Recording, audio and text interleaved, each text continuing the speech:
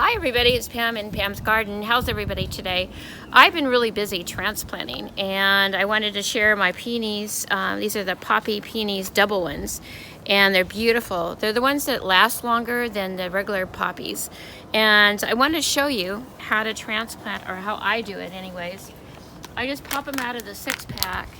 These are all started by seed about 2 months ago. And then you can see they're very, very tiny. I'll show you one with the root here. It's like a little thread.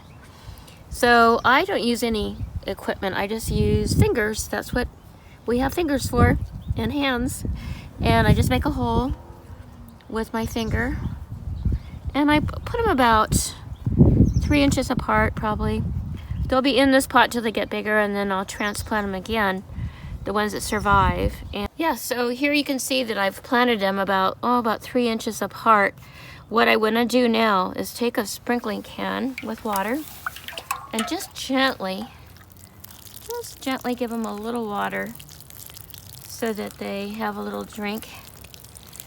And then just perk them up a little bit with your fingers, with soil around them. And in about 2 weeks, we're going to have, they'll be about 4 or 5 inches tall, and then even taller. I'll be able to transplant them into another pot.